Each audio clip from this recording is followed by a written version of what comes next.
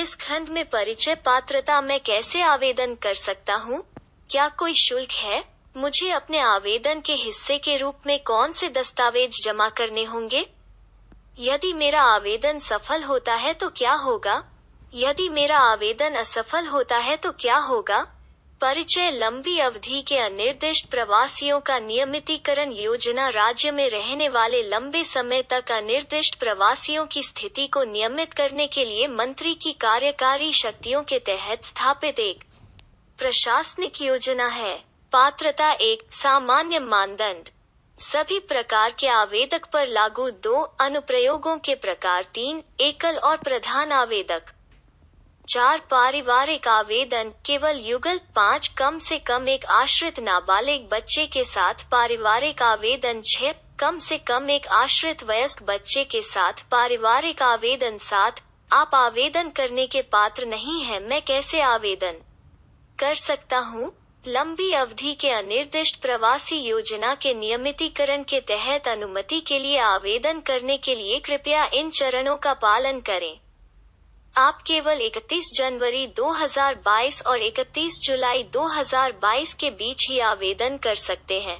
सहित आपको ऑनलाइन आवेदन पत्र को पूरा करना होगा और सभी आवश्यक दस्तावेजों के साथ जमा करना होगा। सभी आवेदन यहां ऑनलाइन जमा किए जाने चाहिए। डाक द्वारा आवेदन स्वीकार नहीं किए जाएंगे। कृपया अपना आवेदन ऑनलाइन जमा करना याद रखें, क्योंकि आईएसटी आपके आईएसटी ऑनलाइन खाते में ड्राफ्ट में सहेजे गए आवेदनों को संसाधित नहीं करेगा। क्या कोई शुल्क है? हाँ, आवेदन शुल्क है। एकल आवेदन के लिए आवेदन शुल्क 550 यूरो है। पारिवारिक आवेदन के लिए आवेदन शुल्क 700 यूरो है।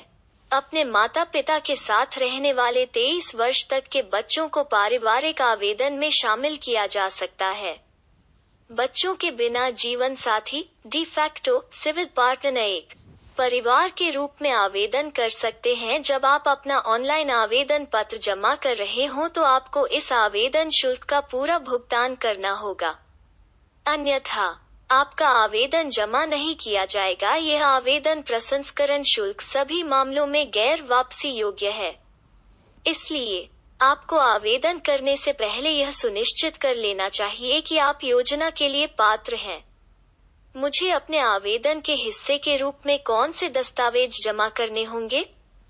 आवश्यक दस्तावेज देखने के लिए यहाँ क्लिक करें। ऑनलाइन आवेदन प्रक्रिया के हिस्से के रूप में सभी आवेदकों को 31 जनवरी 2022 को योजना के शुभारंभ से पहले राज्य में 2, 3 या 4 साल ऊपर मानदंड देखें के लिए अपनी पहचान और उनके अनिर्दिष्ट निवास का प्रमाण देना होगा।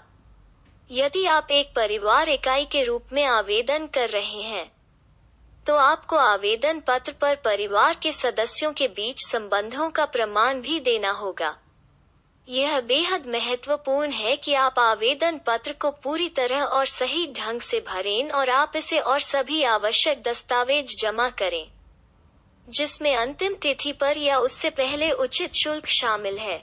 झूठी या भ्रामक जानकारी और या दस्तावेज देने के परिणामस्वरूप किसी आवेदन को अस्वीकार किया जा सकता है या उस आवेदन के आधार पर दी गई किसी भी अनुमति को रद्द किया जा सकता है। यदि मेरा आवेदन सफल होता है तो क्या होगा? यदि आपका आवेदन सफल होता है तो हम आपको डाक द्वारा एक पत्र भेजेंगे जो आपको बताएगा आपको 2 साल के लिए स्टैम्प 4 के आधार पर अनुमति दी जाएगी। आपके परिवार के प्रत्येक सदस्य को अपना व्यक्तिगत पत्र प्राप्त होगा। यह एक बहुत ही महत्वपूर्ण पत्र है, इसलिए कृपया इसे कहीं सुरक्षित रख लें। यदि आपकी आयु 16 वर्ष से अधिक है तो आपको अपनी अनुमति पंजीकृत करने के लिए अपने स्थानीय आप्रवास कार्यालय में उपस्थित होना होगा। आगे की जानकारी अनुमोदन पत्र में उल्लिखित की जाएगी। आप स्टैम्प 4 की सामान्य शर्तों के बारे में अधिक जानकारी यहाँ प्राप्त कर सकते हैं। महत्वपूर्ण, दी गई अनुमति को पंजीकृत करने में विफलता आपके द्वारा अप्रवासन सेवा वितरण, आपकी अनुमति के नवीनीकरण, राज्य में पुनः प्रवेश और नागरिकता सहित के लिए किए जाने वाले किसी भी भविष्य के आवेदन को प्रभावित कर सकती है। यदि मेरा आवेदन असफल होता है तो क्या होगा? हम आपको लिखित रूप में सलाह देंगे कि आपका आवेदन असफल रहा है और इसके कारण डाक द्वारा आप अपने आवेदन पर निर्णय की अपील का अनुरोध अपने पत्र की तारीख के 30 कार्य दिवसों के भीतर कर सकते हैं, जिसमें आपको सूचित किया जाएगा कि आपका आवेदन असफल रहा। आपको यह अपील यहां ऑनलाइन सबमिट करनी होगी। आपको ISD द्वारा निर्धारित कारणों का सीधे संदर्भ लेना चाहिए कि आपका आवेदन असफल क्यों हुआ। आपको बताना चाहिए कि आप ISD द्वारा मना करने के निर्णय से सहमत क्यों नहीं हैं। अपने अपील आवेदन के हिस्से के रूप में आपके द्वारा दिए गए किसी भी बयान को दस्तावेजी साक्ष्य द्वारा समर्थित किया जाना चाहिए। यह पृष्ठ अंतिम बार 13 जनवरी 2022 को अपडेट किया गया था।